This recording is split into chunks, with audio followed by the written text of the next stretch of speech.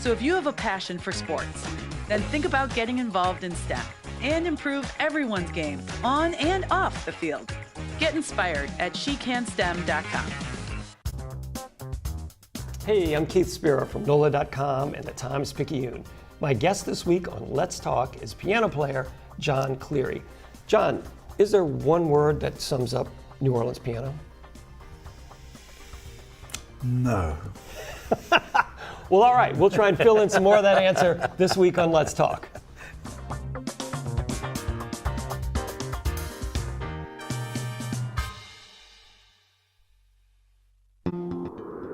We're local and educational. You're watching WLAE-TV. Celebrating 40 years. Inside New Orleans Sports with Eric Asher is underwritten by... At Villeries Florist, we deliver the magic of flowers 7 days a week to the North Shore and South Shore in the New Orleans area. Whether it's for birthday parties, baby celebrations, Villeries provides colorful floral displays for all. With a store full of fresh-cut flowers, exotic tropical flowers, orchids, roses, and even fruit baskets, our goal is to make your vision a reality. Villeries Florist, proudly serving Louisiana since 1969. Dave Miette Insurance Agency. Auto, home, flood, business, 504-556-0809. Dave Miette, INSagency.com. C&C Drugs is a family-owned pharmacy that's been serving Southeast Louisiana for over 50 years. Whether you need help taking care of an elderly family member, a growing child, or even a pet, C&C provides patient-centered care for your entire family. C&C Drugs, large enough to serve you, small enough to know you. Locations in Mandeville and Araby.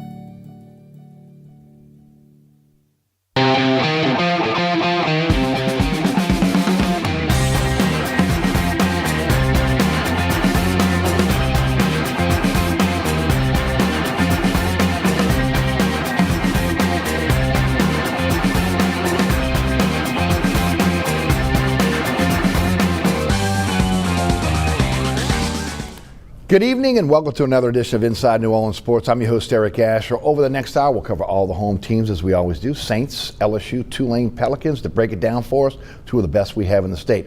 The sports director over WLAE-TV, Channel 4, Doug Mouton, and Ross Jackson of Locked On Saints podcast, and so much more. Both these gentlemen are involved in a brand new show on the internet platforms of WLAE-TV. We welcome both to the show today. Ross, welcome to the show. Doug, welcome to the show. Thanks for coming down. Always appreciate it. We'll start with Doug.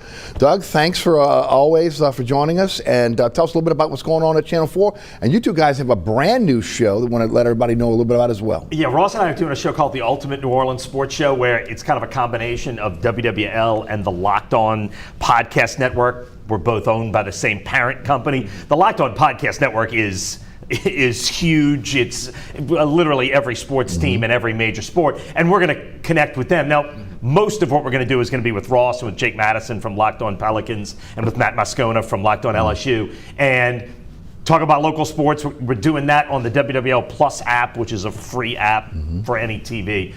But we're also still doing Fourth Down on 4, and we're doing daily newscast. And look, draft's coming up, and Zurich Classic's coming up. It's a huge, busy end of the month, which is one of the most fun 2 weeks of the year. Right. Ross, you're involved in a lot as well. Ross is with me on the radio show each and every Thursday at 4:35, but I don't know how you have the time to do everything you're involved in. Tell us all about how many shows you're involved in, how many internet things you're involved in as well. Tell us all about it. Yeah, absolutely.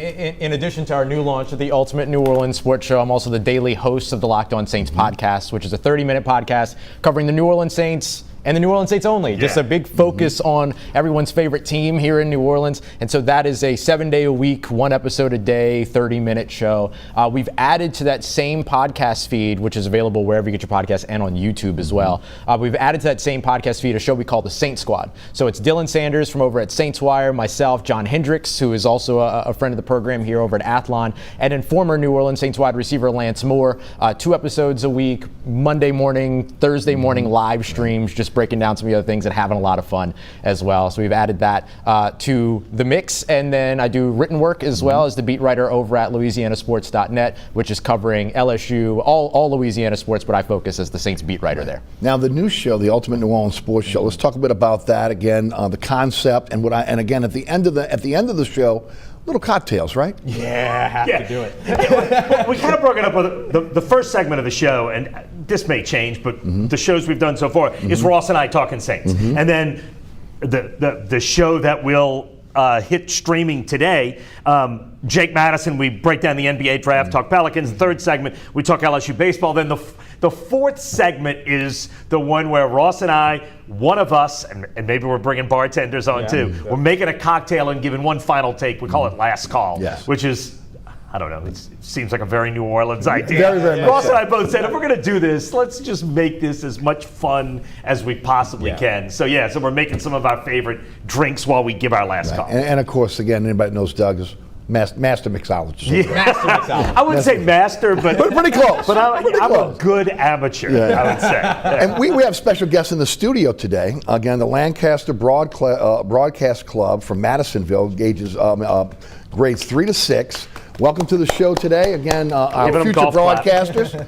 And of course, again, I hope they enjoy our program today. All right, let's get started with the New Orleans Saints. Draft just a couple weeks away. Let's start with that, and then we'll get into the cap. We'll talk about that. Ross, we'll start with you first.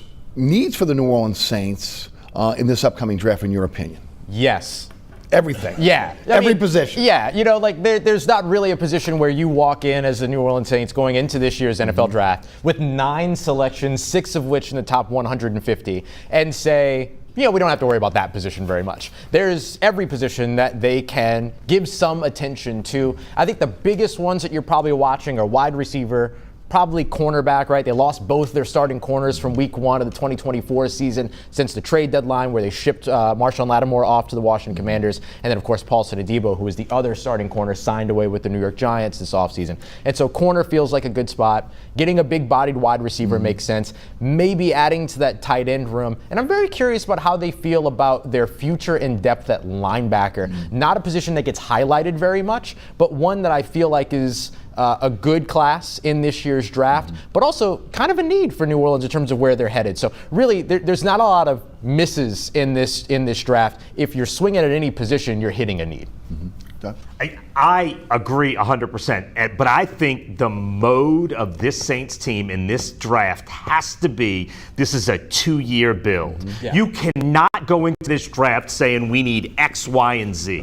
What they need to do, because literally there is no position on the football team that could not use help, even if it's depth help. What you need are stars. What you need are the guys with the biggest upside. You need so much that it is literally impossible to fill it in one draft with enough quality guys. You look at this as a 2-year draft, and you know what?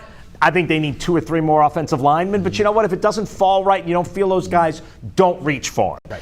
What I think this team needs to do at every step of this draft, and especially with that 9th overall pick, is just take the guy that you think has the best chance to be a star, and don't worry about positions at all this year. Now, once you've built some semblance of a core this year, come back next year and maybe fill in the holes that you need. But this team this year is not going to be ready to compete for a Super Bowl, and that's okay. It's a brand new regime. This is year 1. Look at this as a 2-year build, and just go get the best pieces you can find.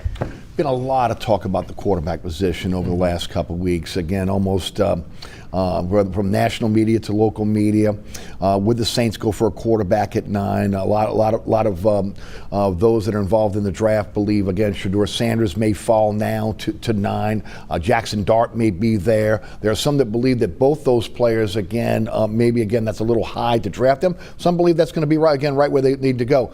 Ross, where do you have those guys slotted? And is it realistic to think that this team would go after a quarterback in round one? Yeah, look, Shedeur Sanders coming out of Colorado is my number one quarterback in this year's draft. I have him over Cam Ward. Okay. I like him a lot. I like the leadership. People are a little bit worried about kind of the attitude and the confidence and all those other things. But you know what? I want my quarterback to be confident. I want the quarterback to be able to go out there and be that guy that's going to make those tougher decisions and that's going to stand by them 100% and be, confident in those. So I have him as the number one guy for me. I think if he's there at number 9, it makes perfect sense to take him or bait some other team to take that spot so that they could take them so that you can gather more assets. We know the Saints don't typically like to trade down, but getting a quarterback haul is a very, very different type situation. As for Jackson Dart, I do have him as a number 3 guy behind Cam Ward, but I think 9's a little bit too rich in that situation. If I'm investing in Jackson Dart in the first round because I want the 5th-year option to kind of extend that rookie contract life, I'm trading back into the first round with that number 40 overall second-round pick and some other things to go up and get him. I'm not worried about taking him at 9. Doug, what's your thoughts on both quarterbacks? Well, first of all, I don't think Shedeur Sanders is going to be there at 9. I know the common belief, a lot of the national. Let me say this. Let me start from the beginning. The national mock drafts in the last 10 years have gotten so much better than they used to be 10 or 15 years ago. Used to be just a guess. Now you can look at, and I'm not talking about all of the ridiculous mock drafts, but if you take the major ones and look at them, a lot of what they say does really pan out. Although there are still surprises. Michael Penix last year going as high as he did, going to Atlanta, was a surprise. Bo Nix, Sean Payton slept on that. The one position that rises is quarterback, and it's always going to.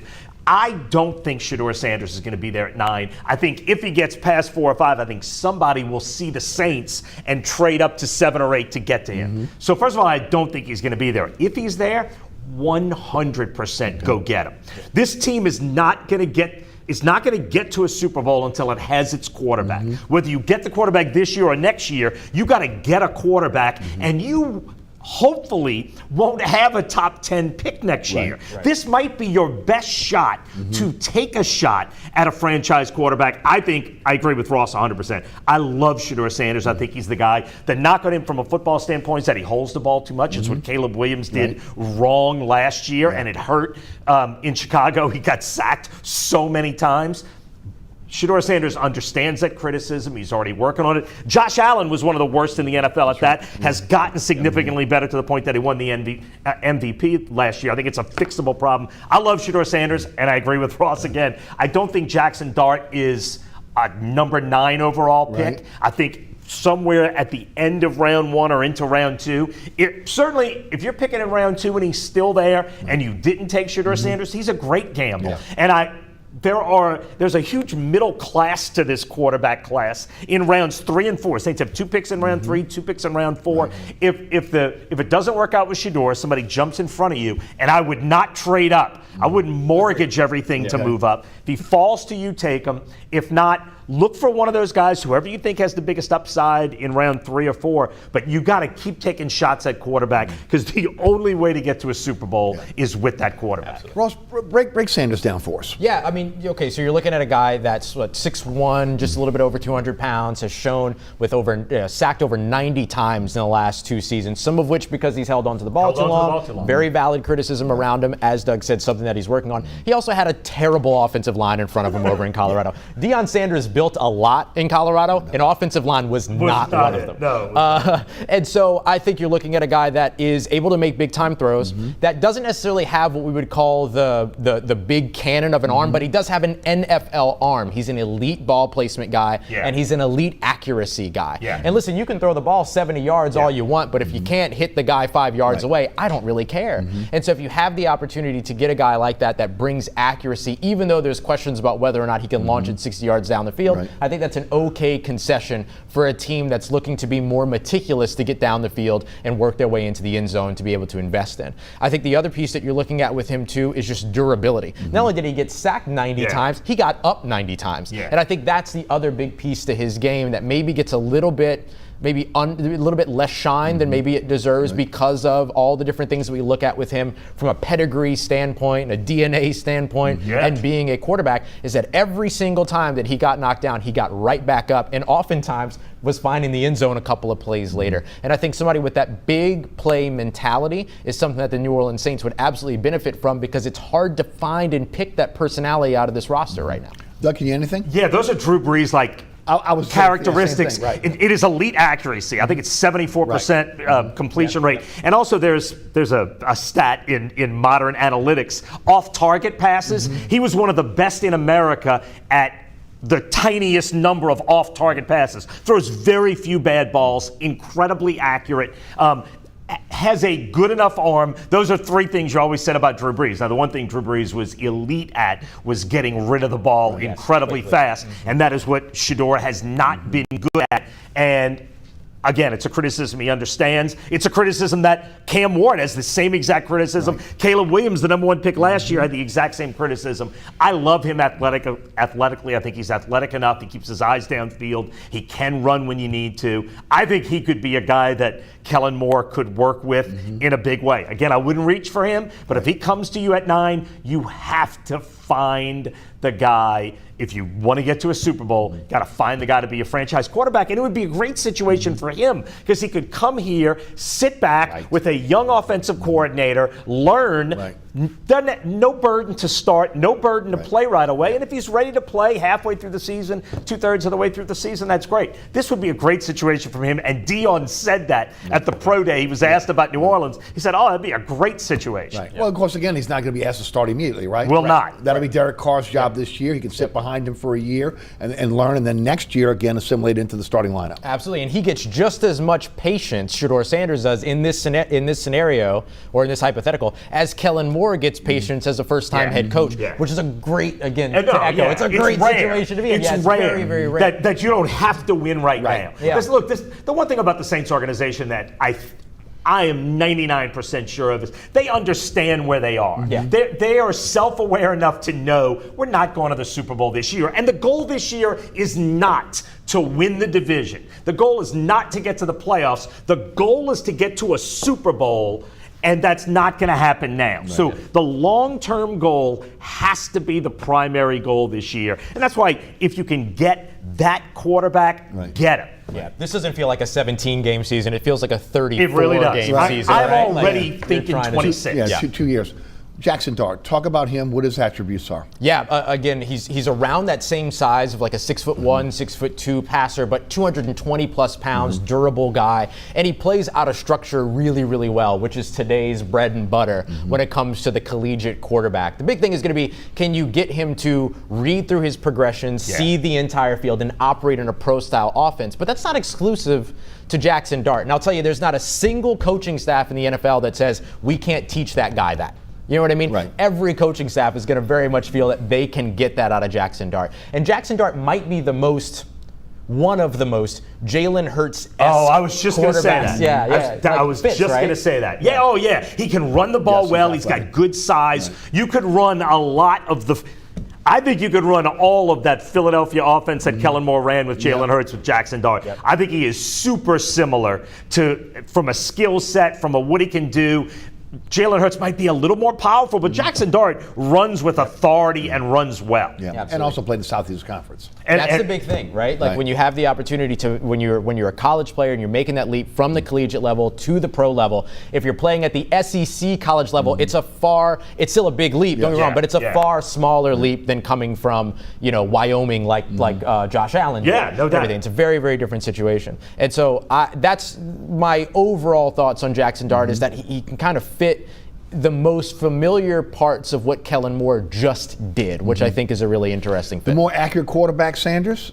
Yeah, I would say so. I mean, he holds the Division I FBS record for highest completion percentage in a collegiate career. 2 seasons to do it, but at Colorado, 71% in terms of his total career, 74 last year, as Doug mentioned, with Colorado. And so you talk about accuracy, he is coming from that in a historic pace. Outside of the cerebral part of the game, Drew Brees' greatest attribute was accuracy. Absolutely. No question. Throw a guy open, hit a spot. No question.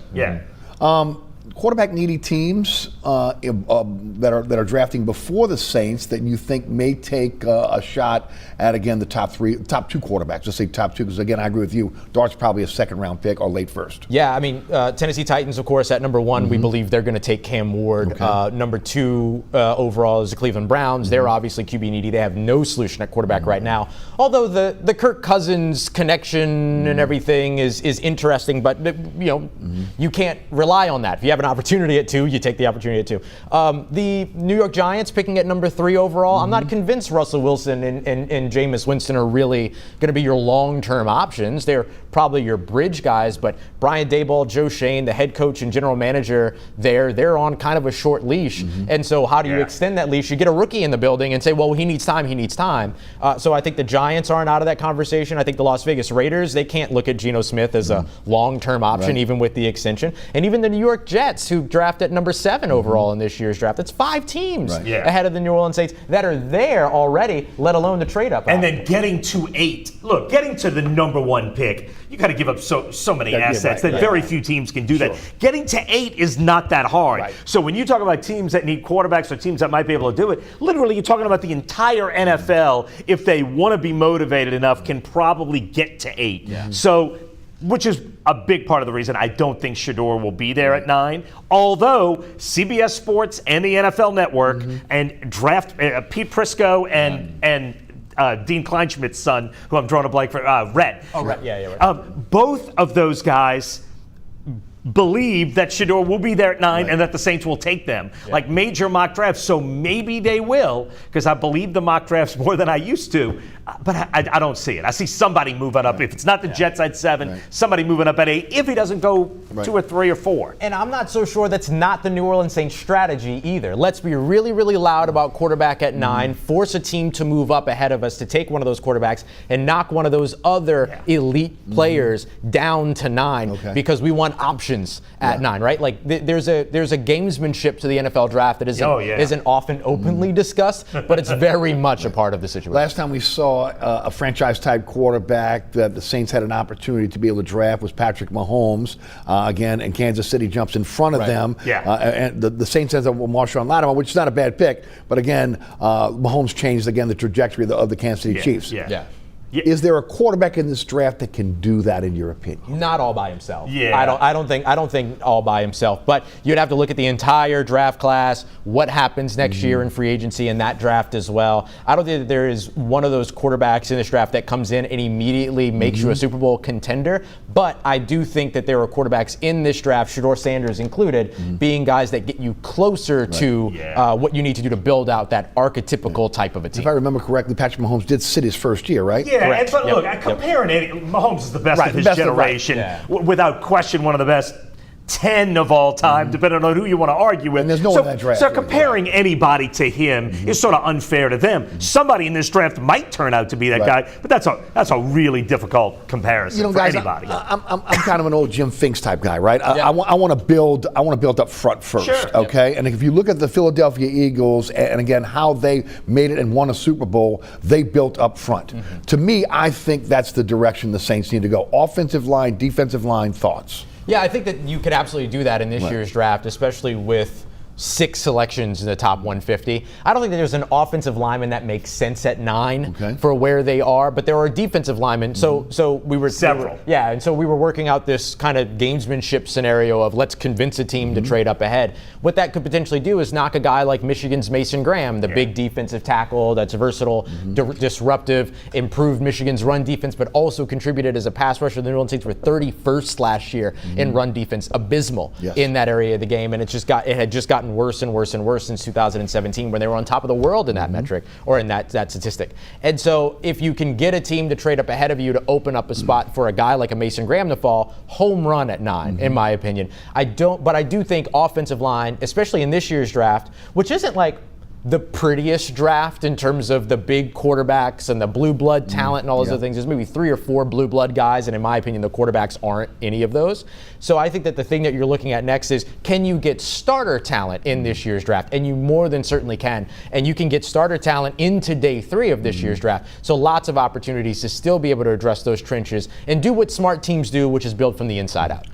Well, look, last year, I beat this drum so much that the Saints went into the season with 3 offensive linemen they could count on, and then hoping Trevor Penning could be the 4th. And in the course of an NFL season, you need 8. Yeah. And the Saints went into and sure enough, I talk to a carnival club every year when I get back from got back from California.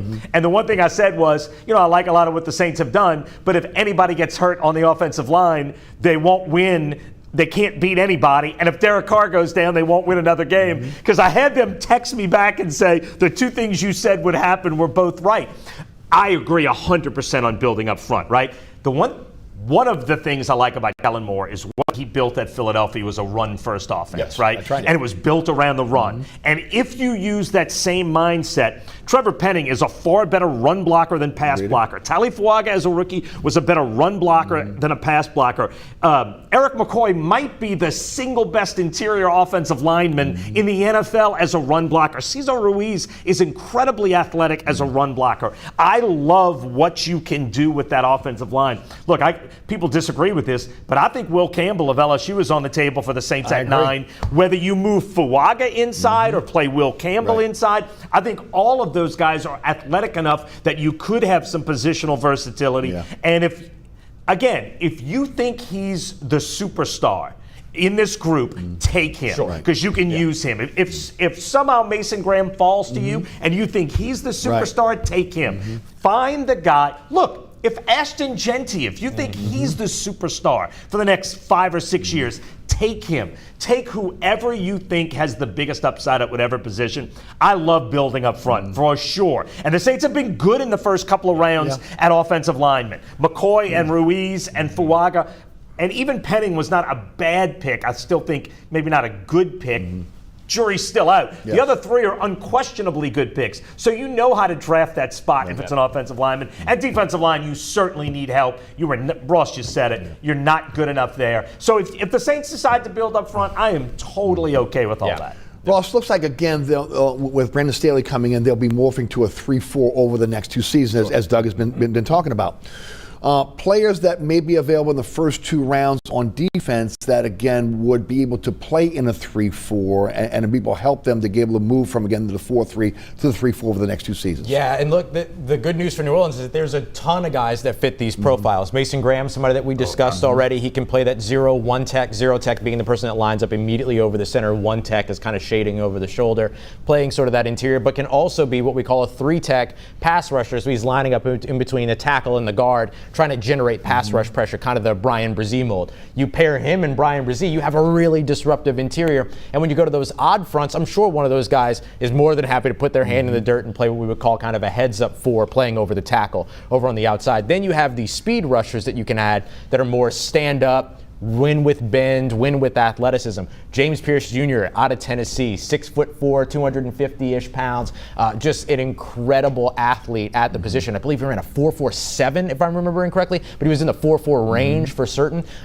You add that kind of speed to the perimeter of your defense. Not only does that help you in terms of putting pressure on the quarterback, but it helps you with those mobile quarterbacks who are trying to get towards the outside. It helps you in the run game, all of those. Donovan Eziraku coming out of Boston College. Another kind of smaller-bodied guy, 6'2", 6'3", but again, 250, 240-ish pounds. Speed, athleticism, bend, all of that. Those are guys in the first round. Second round, everybody from Princely Uman Mielen coming out of Ole Miss, who can play, you can move him around and use him in a bunch of different places. The bottom line is I could sit here and rattle off probably about 10 different names in the first round that make sense for this. Omar Norman Lott, like all of these players coming out of Tennessee. That's a good situation for New Orleans to be in because there's lots of people that fit these molds of stand-up edge rushers, big-bodied nose tackles, heads-up 4s that you can draft and bring into this year's class. We're going to take a break here. You're watching Inside New Orleans Sports. Our guest today, Doug Mouton, Sports Director over at Channel 4 Sports, WLAE-TV. Ross Jackson of Locked on Saints podcast. I'm your host, Eric Asher. We're here from our underwriters. Stay tuned.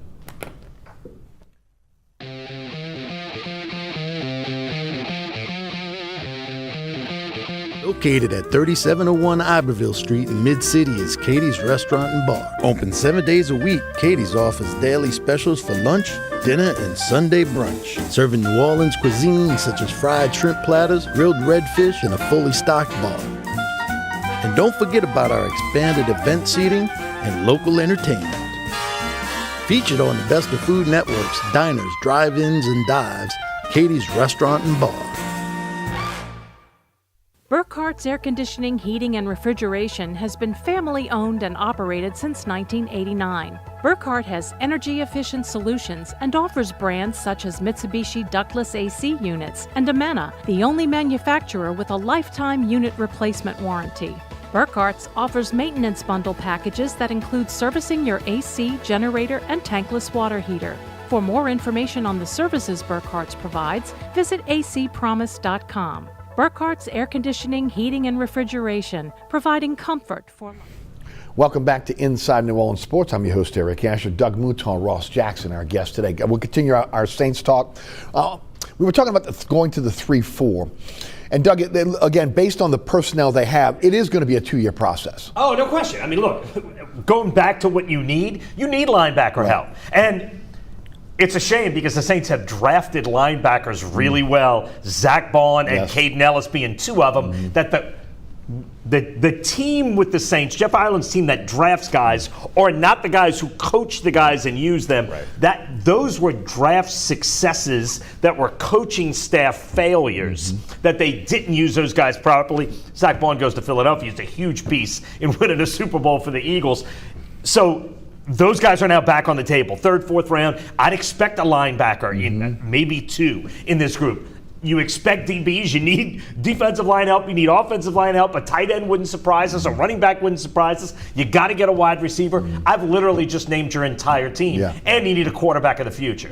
You literally need everything. When I say it's a 2-year build, it's a 2-year build. So if you come out of this without the linebackers you want, or without the offensive linemen, as long as you take those 6 picks in the first 4 rounds and use them all as smart as you can. The one thing I do not want to see the Saints do that they've done far too many times is trade away draft picks, is move up. I think part of the reason they had such a lack of depth across the board was all of the picks they've traded away. All the 3rds and 4ths and 5ths that you traded away to move up a few spots and take somebody. Those could be your depth pieces. Take every one of your shots because you need depth across the board.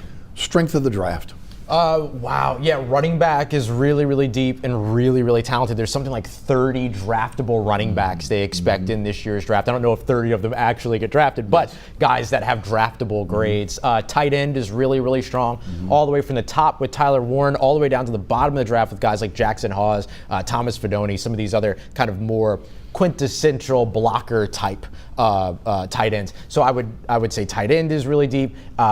Defensive tackle and defensive end, which again is great for New Orleans in terms of where they are. Even offensive line is really strong on the interior. All 3 of the Georgia offensive linemen, Dylan Fairchild, Tate Ratledge and his mullet, as well as Jared Wilson, all these guys are incredibly talented young offensive linemen that can play anywhere on the interior and are probably 3rd or 4th round picks in situations where they would in drafts where they would typically be 2nd round guys and all. So I would say the trenches on either side, running back, tight end, big time strengths.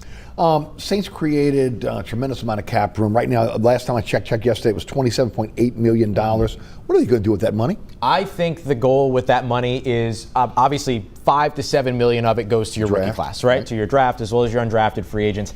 I think the goal is to try to roll over as much of that money as possible, just like they did last year, try to roll over as much of that money as possible into 2026. Basically, whatever you don't spend at the end of 2025 becomes a part of what you have in 2026. Everything rolls over. And so it would heighten their floor in terms of their salary cap. And what that does is that it gives them an opportunity to be able to absorb dead money. And there's going to be a lot of that's going to happen next year between Derek Carr and other contracts and things like that we expect to be terminated or players to be cut or players to be moved on from. You're going to want to roll some of that money over just to help you absorb some of those blows. And if you look at this, Eric, this is, and I keep calling it a 2-year process. It's really been a 3-year process. They started this process last year. You saw last year they did not give, Chase Young was a 1-year deal. They gave so many 1-year deals. They did very little that locked them in long term. You saw them understand we got to get back to make our next run. And look, they tried to extend Sean Payton's run as far as they can, and I don't blame them. It was the greatest run in New Orleans sports history. We were all in. We were all in, yes. And look, the last Super Bowl team was in 18. It's not that long ago, or should have been the last Super Bowl team. Exactly. Right. So they tried to extend it, but you could see last year they're like, okay, it's over. It's time to start moving on. They didn't move on with the coaching staff, but they did move on from a salary cap standpoint. And I think Ross is 100% right. In this process, you're still building towards 26. And I'm not saying 26 will be the year you're ready, but 26 hopefully will be the first year you're ready to start, turning heads and making your mark and start getting to where you want to go. And all of this has been geared towards that. I agree with Ross. I don't think you're going to have another big splash. I think you're going to roll money and start looking towards next year already. Guys, it's hard to look in the crystal ball and be able to know what the Saints are going to look for in post-draft free agency because, again, that's based on what you do in the draft. Sure. But when you look at the type of player that's available, the caliber of player that's available in post-draft free agency, how's it looking? Yeah, I think there's certain positions where you could find logical investment. Okay. Let's say that they go into this draft and they do like Doug recommends and you grab like best player. You don't necessarily worry about position as much, but you get the guys you feel like are going to have the biggest impact. You come out of the draft and you didn't get a big-bodied wide receiver, let's say. Well, Keenan Allen, Amari Cooper, there are still some of these guys that are on the market that you could potentially call up. And now we're watching more and more of these veteran players say, I'm going to wait and see. I'm not signing anywhere until I know what every team does in the draft. I want to make sure that anywhere that I go in the twilight of my career or the twilight portion of my career or as I face the twilight portion of my career, that I've got a role to play. You don't want to end up like Adrian Peterson back in 2017, right? Saints signed him, then they drafted Alvin Kamara, and then 4 weeks into the season, they traded him to the Arizona Cardinals. Whoops. So I think that you want to avoid those types of situations if you're a veteran. The other place that I would watch closely is linebacker. If they don't walk out of this year's draft with a linebacker, there are still some of those players that could potentially end up having some major impact that are on the market at that position on the second level of the defense. They did that last year with offensive line.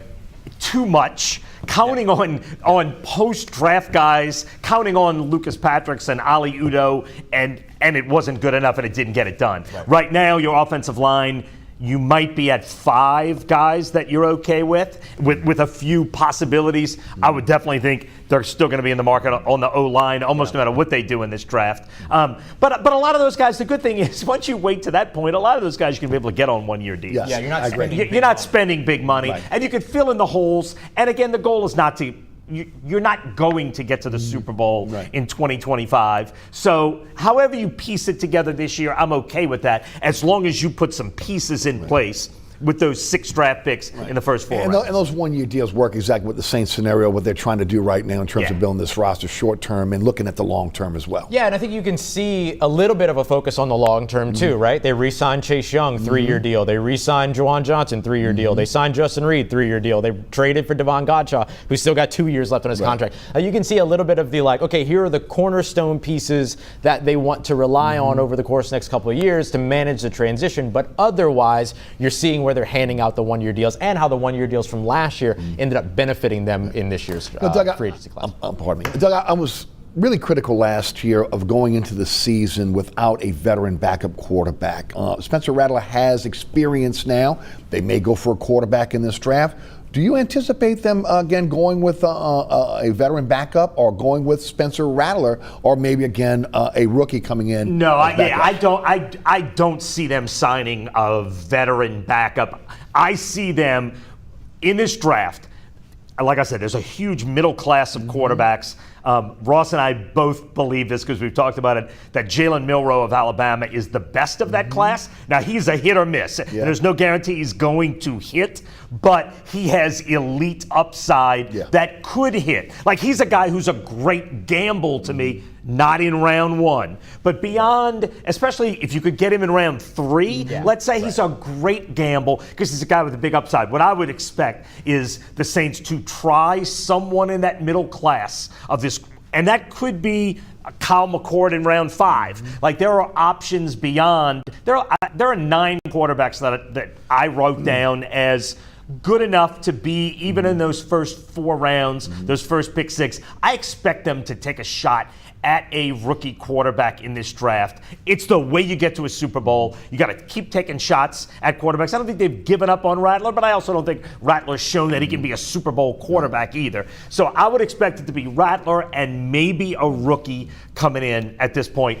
behind Derek Carr. Yeah, it feels like the odd man out here is Jake Haener. Right. He was drafted 2 coaching staffs ago, got 1 starting opportunity last year and was pulled at halftime, all these other things. He feels like the guy that's the odd man out. And then you've got Ben DiNucci, who's on the roster as well, who, probably is like a training camp arm to help keep guys fresh and all these other things, but also is a veteran guy. He's expected to become a coach at some point. And so I think there's like value in terms of what he brings in the preseason. But I think you're right. I think you go into the draft, you take a swing again in that 4th, 5th, 6th round, somewhere in the middle, like they've done the past 2 years, and then keep taking those swings, especially because this coaching staff is going to want one of their guys. Spencer Rattler was last year's coaching staff's guy. Jake Haener was 2 coaching staffs ago. It makes perfect sense to go and take another swing. And look, a lot of people in New Orleans are high on Rattler, right? A lot of people in New Orleans like him a lot. And I think Spencer Rattler has proven that he can at least be a solid NFL backup. But if you look at the metrics, the analytics on Spencer Rattler are not super favorable. I talked about the number from Shedeur Sanders where he throws some of the least off-target balls. Spencer Rattler was among the NFL leaders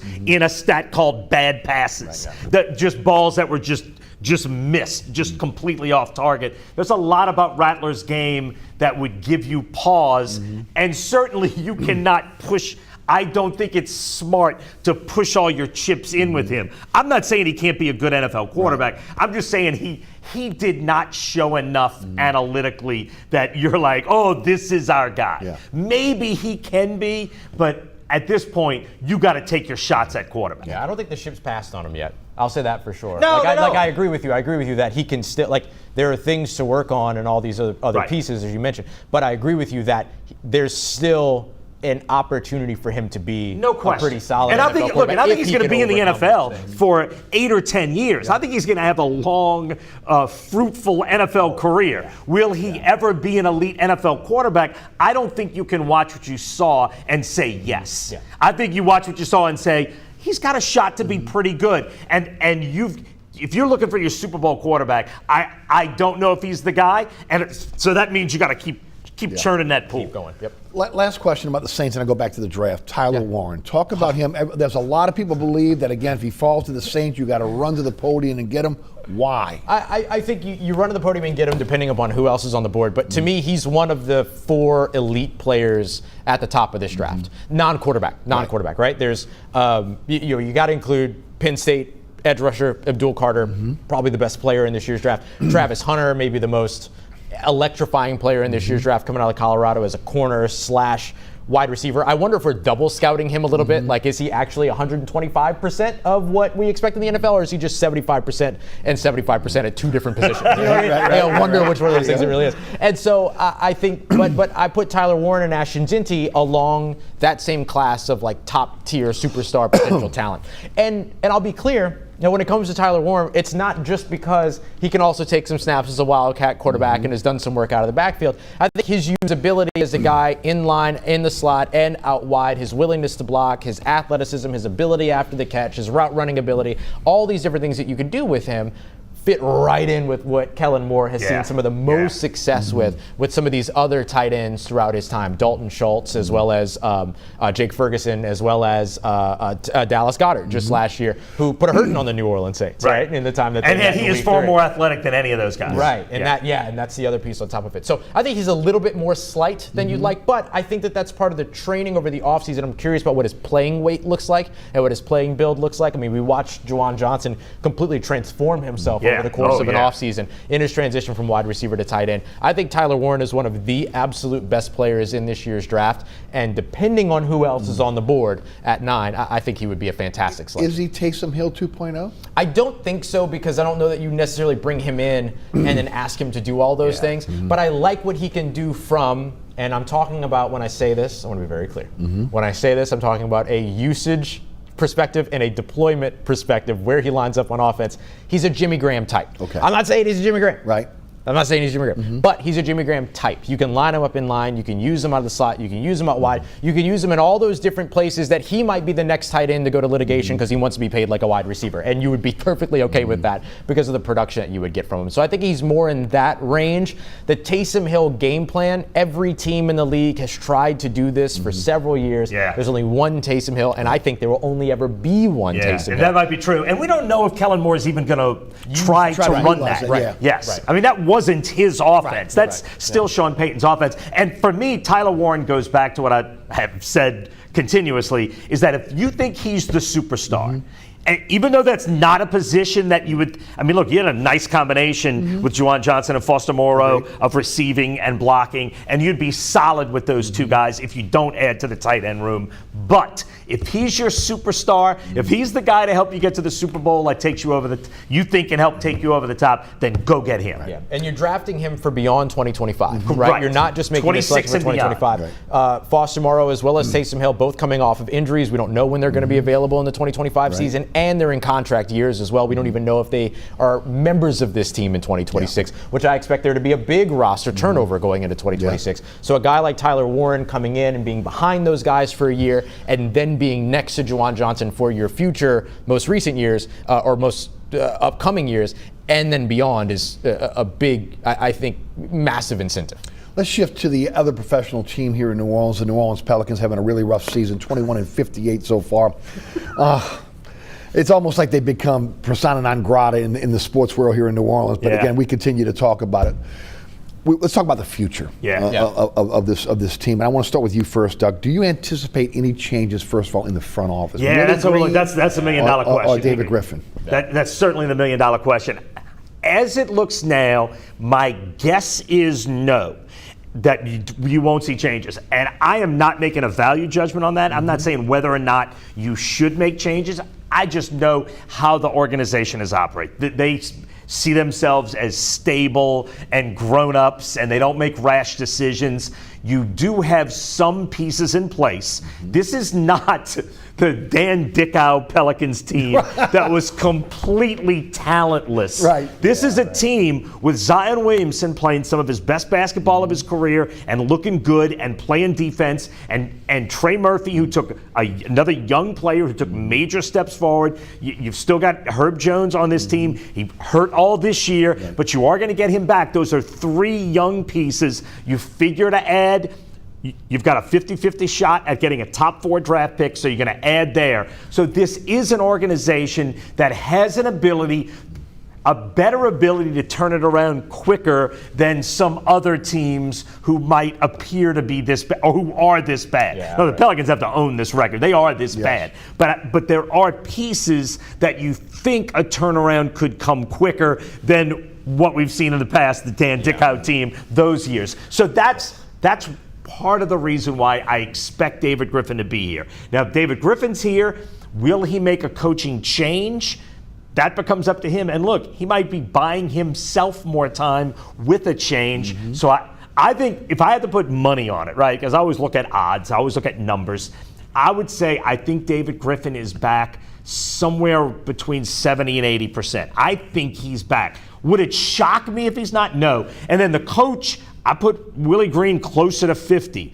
Maybe not. I think that one could go either way. But the roster rebuild doesn't have to be as wholesale, and that's why I think maybe running it back one more time is what's going to be the play. Ross, your thoughts? I completely agree. I think the biggest thing is going to be, too, your ability to add talent really comes from the draft this year and everything that comes with that. This is a team that's got pretty good odds to end up with a top 4 selection, should be able to add to that. And we also never really got to know what this team looked like with DeJounte Murray at all, right away, beginning of the season. And so I think there's the leadership conversation. I think there's the health conversation when it comes to their future, which is just a big New Orleans sports conversation, unfortunately.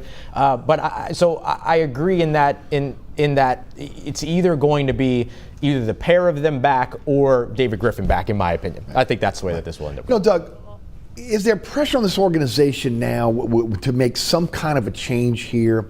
And then looking at what's happened in Denver and in Memphis with two teams that are in the playoffs, and again, jettisoning their coaches, firing their coaches within the season. What's going on in Denver with both Malone and Booth now being let go? Will there be more pressure to maybe go with a new coach again? Maybe. Although we haven't felt sort of the internal conflict and strife that was going on in those those situations. cities. Agreed. 100% agree. Were volatile Right. situations. The one thing about the Pelicans season, even with as bad as it's been remarkably unvolatile. Right.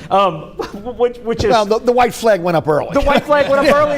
It's been almost more boring than that. Right. But you've got pieces. And DeJounte Murray is the fifth piece in there. You've got pieces that a turnaround could come quicker. There are some reasons for guarded optimism going forward. Look, Zion still has the ability, and you see it. I still 100% believe he's going to have an MVP season in his career. The only thing that has to happen is he stays healthy, and you got to win some games. Right. But he is this close to realizing that, and so you've got a legitimate number one, which you. In the past, when you drafted Anthony Davis and when you drafted Zion and when you drafted Chris Paul, you were trying to draft your number one. Yeah. You've already got a number one in-house, which is the huge advantage. You've got the spectacular role-playing defensive player in Herb Jones. You've got a rising star in Trey Murphy who can hit the three legitimately at a solid rate. So you're adding, hopefully you get lucky in the lottery. The best odds are for them to pick sixth. And they can get help at sixth, but that would be unfortunate. I think it's like a 25 or 26% chance that you're going to get the sixth pick. That's the mode or the mean. The mean. That's the mean. That's the most likely single number. But you got a 48% chance of a top four pick. You just hope you get lucky again. And if you get one of those guys, you're building around a one. And that's why I'm a little more bullish. I like what you've got.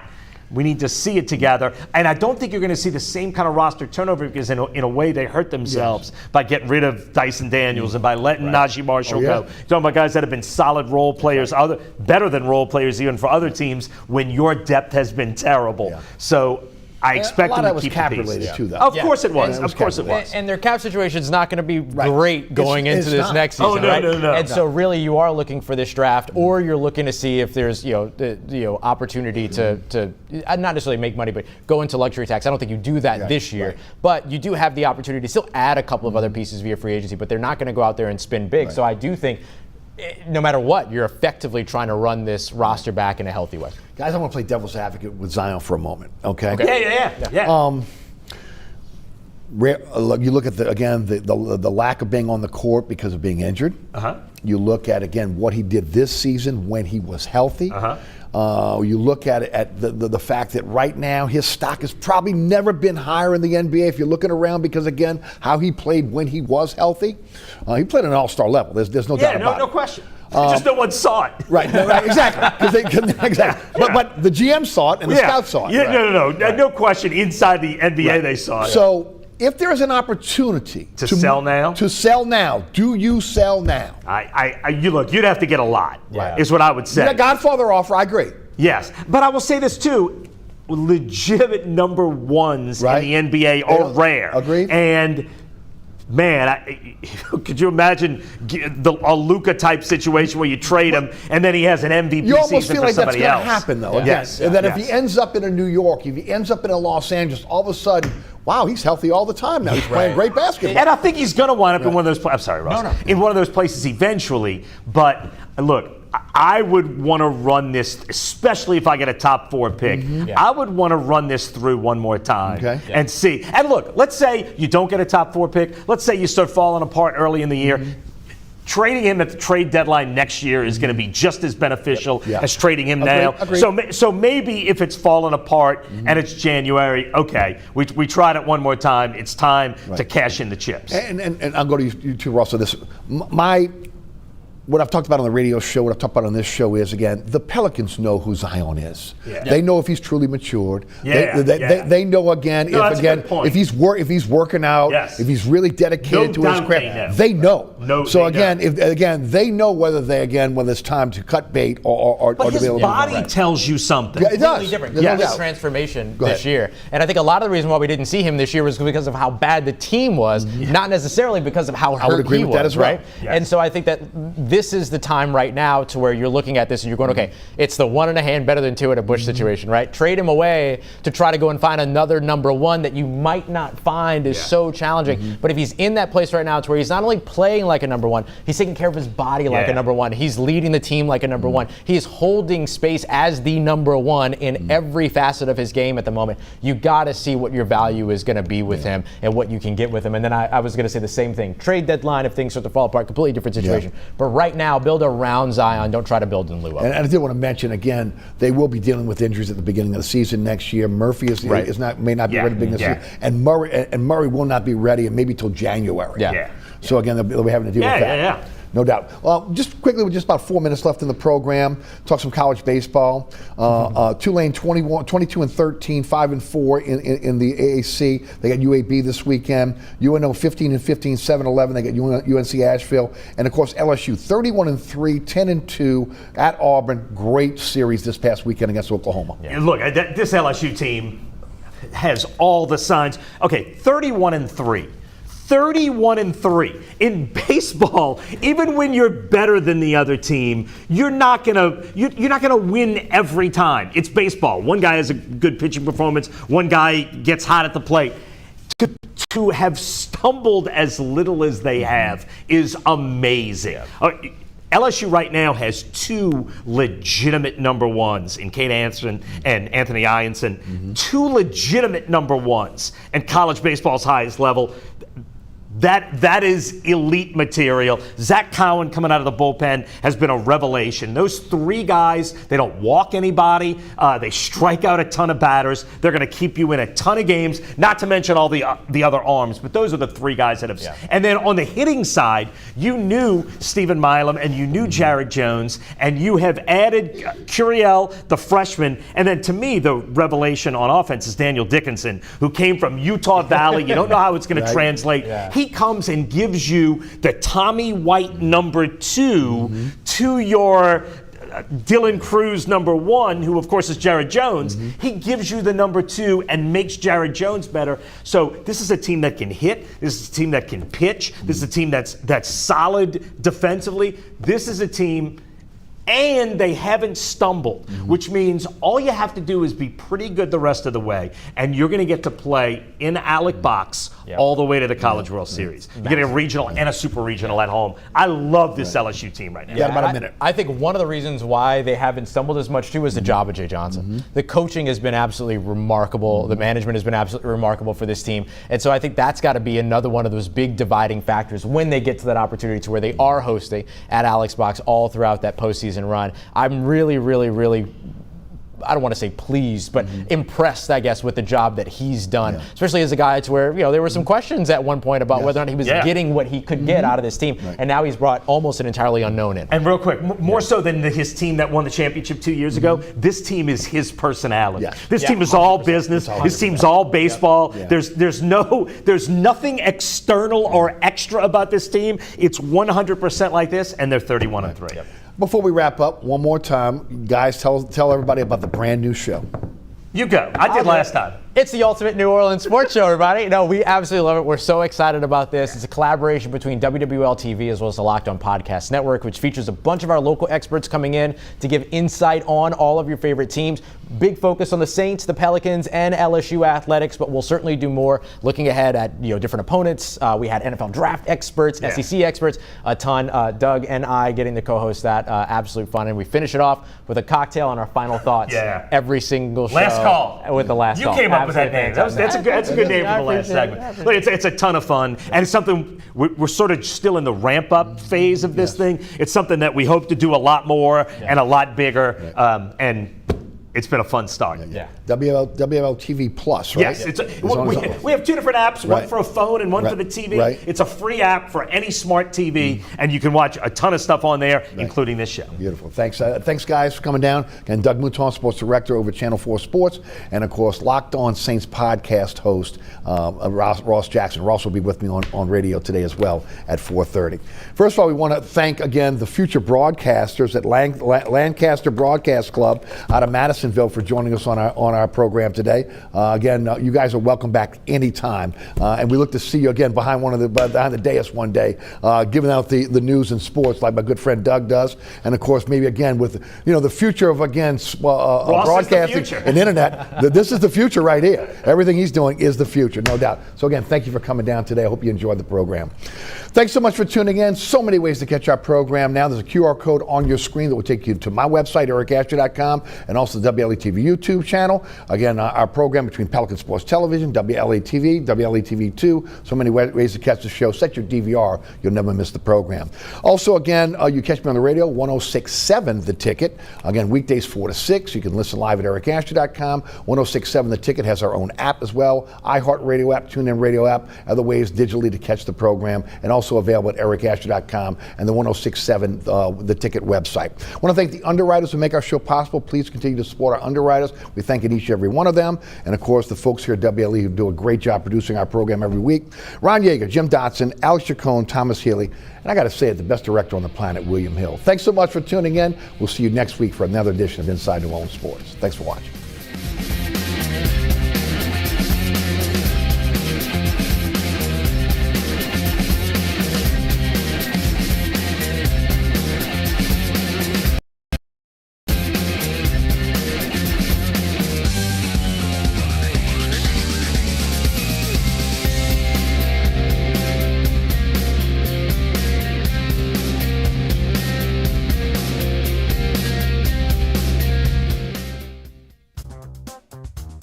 Hey, I'm Keith Spira from NOLA.com and the Times-Picayune.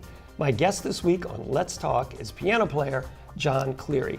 John, is there one word that sums up New Orleans piano? No. Well, all right, we'll try and fill in some more of that answer this week on Let's Talk.